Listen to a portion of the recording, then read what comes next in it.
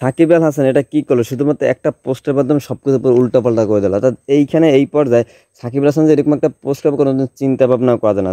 সাকিব আল হাসান এই পর্যায়ে এসে এরকম পারবে। আসলে এটা মনে হয় নিজে খোসা দেওয়ার জন্য এরকম করছে কিনা জানি না। কারণ যখন আমাদের যে যে মন্ত্রী আছে, ক্রীড়ামন্ত্রী, সে নাকি আমি শুনছি তাদের কাছে যে হাসিব মাহমুদ ভাই সে নাকি আলোচনা করতে যে সাকিবকে কোনোভাবে দেশে আনা যায় কিনা বা খেলানো যায় কিনা। তো সেইখানে কিন্তু সে এই পোস্টটা করে দিকে সম্পূর্ণ কিন্তু বন্ধ করে দিছে। কারণ সেইখানে পোস্ট করছে এরকম শুভ জন্মদিন আফা, অর্থাৎ এর সাথে সাথে কিন্তু আসিফ মাহমুদ ভুঁইয়া কিন্তু একটা পোস্ট করছে এইখানে। সে পোস্ট করছে যে একটা মানুষকে পুনর্বাসন করার জন্য আপনারা আমাদের অনেক কিছু বলছেন, কিন্তু সব আলোচনা এইখানে শেষ। এর একমাত্র বলার রিজন হচ্ছে সে নাকি মানে অনেক লোকে বলতেছে আসিফ মাহমুদ ভুঁইয়াকে যে আপনি চেয়ারে বসে আপনি দায়িত্ব করছেন, কেন সাকিব আল হাসানকে আনতেছেন না? সাকিব আল হাসান দেশের জন্য এত কিছু অর্থগ্রস্ত, এত কিছু করছে, তারপরে কেন আনতেছে না? যার কারণে কিন্তু হাসিব মাহমুদ ভুঁইয়া কষ্ট হয়ে কিন্তু এই পোস্টটা করছে যে সব আলোচনা মানে আলোচনা এখানেই শেষ, অর্থাৎ এটা নিয়ে আর কোনো আলোচনা হবে না, বা সাকিব আল হাসান আর দেশে আসতে পারে না বা খেলতে পারবে না।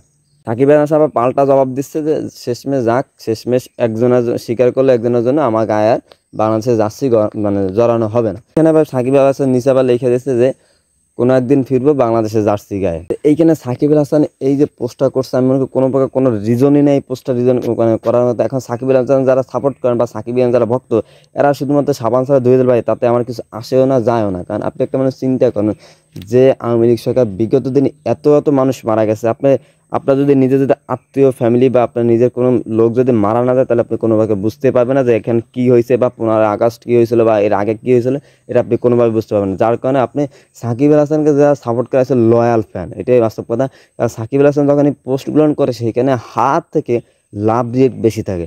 তার মানে তাকে মানুষ ভালোবাসে শুধুমাত্র খেলার জন্য, কিন্তু তার এই খেলার জন্য তার যে রাজনৈতিক প্রভাব, তার যে আচার আচরণ, ব্যবহার বিধি বা সে কিরকম মানুষ, এইটা আপনি যাচাই করবেন না, তাহলে কোনোভাবে কোনো কিছু সম্ভব না। এখন বলতে পারেন সাকিব আল হাসান তো দেশের জন্য কত কিছু করছে। সাকিব আল হাসান কি করছে আমার বলেন? সাকিব আল হাসান শুধুমাত্র ক্রিকেটের জন্য এত কিছু করছে, কিন্তু সে তার মাগনা বাধা করে না, সে কিন্তু টাকা দিয়েই করছে। সাকিব আল হাসান বোর্ড থেকে টাকা নিয়ে কিন্তু করছে, কিন্তু সে কিন্তু কোনো কিছু ফ্রি করে না। এখন এত কিছু করছে, এটা আমি মানবো যে সাকিব আল হাসান বিশ্বের অন্যতম প্লেয়ার, এটা আমাকে মানতেই হবে, এটা আমার মানতেও, কারণ সে অবশ্যই ভালো প্লেয়ার। কিন্তু তার যে আদর্শ, আচার আচরণ, এইগুলো আপনি মানবেন না, তার ব্যবহার মানবেন না, তাহলে আপনি কেমনি করেন? আপনি কিরকম একজন মানুষকে পছন্দ করেন?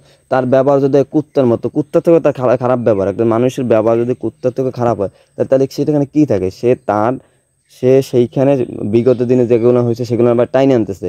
তারপর আবার বলতেছে নাকি সে আবার বাংলাদেশে ফিরবে, বাংলাদেশে যাচ্ছিগে। আরে মানগিপুর, তুই তো পুরো নাগরিকত্ব এসে নিয়ে নিবি 2 দিন পরে অমনি যে আমেরিকা, কারণ তোর ছেলে মেয়ে সব ওইখানে ভর্তি করা, বউ ওইখানে, ফ্যামিলি সব ওইখানে থাকে। তাহলে তুই কেন বাংলাদেশে তুই তোর যদি ক্রিকেট যদি না জিগে তুই তো পদও মারবি না বাংলাদেশে, তুই কোনো প্রকার কোনো জিজ্ঞাসাই করবি না বাংলাদেশকে যে বাংলাদেশ খাইলো, বাংলাদেশ কি করলো না করলো। তুই থাকো সবসময় লোভী, তুই সবসময় টাকা থাকো, কারণ তোর জন্য আজকে এই যুব সমাজগুলো নষ্ট হইতেছে। যত জুয়ার প্রমোট আছে সব তোর কাছে, অনেক বেটের মতো কোম্পানি তোর কাছে জুয়ার প্রমোট করে, তুই এবার সেইখান থেকে টাকা নিয়ে তুই এবার সেই জুয়ার প্রমোট করে। তুই এইটুকু চিন্তা করিস না যে তোর জন্য তোর যে যারা ফ্যান বেস আছে বা তারা ভক্ত আছে, তারা এখানে লাখ লাখ কোটি কোটি টাকা ইনভেস্ট করবে শুধুমাত্র তোর জন্য, যার কারণে তারা ক্ষতির মুখে হইতে পারে, যার কারণে তাদের ক্ষতি হইতে পারে। তুই সেই চিন্তা না করে তুই 10 লাখ 20 লাখ মানে 10 কোটি 20 কোটি টাকার জন্য তুই প্রমোশন করে দিল। তোর টাকার এতই অভাব, তোর এত টাকা লাগবে যে তোর মতো একটা প্লেয়ার যে এরকম নিম্নমানের কাজ করতে হবে বা এরকম এসে এই পর্যায়ে সেরকম পোস্ট করতে হবে, বা দাঁত ভাঙা জবাব দিতে হবে, কারণ তুই দেশে কোনোদিন ভাই আসবি না। এইটাই হচ্ছে মূল কথা। তুই যদি দেশে আসছিস বা দেশকে ভালোবাসিস, তাহলে তোর ছেলে মেয়ে কোনদিন আমেরিকায় ভর্তি করাইছিস না বা যুক্তরাষ্ট্রে ভর্তি করাইছিস না। তারপরে ছিল লেখাপড়া ওই দেশে রাখতিস না, তাদের নাগরিকতা ওই দেশে রাখতিস না। তুই আমাদের দেশি নাগরিকতা আছে, তাতে কি হয়েছে? কারণ তুইও কিন্তু সুযোগ ওই দিয়ে কিন্তু ওই দেশের নাগরিকতা পাই যাবে বা ওই দেশের নাগরিকতা তুই কিন্তু নিয়ে নেবে, এটাই স্বাভাবিক, এটাই ব্যথা। কারণ তোর কাছে টাকা আছে, তোর নাগরিকতা নিতে সময় লাগবে না, এটা মূল কথা। আর তুই এই দেশে হিসেবে কোনো কাজ হবে না, কারণ তোর ক্রিকেট অঙ্গন এইখানেই বন্ধ হয়ে গেছে।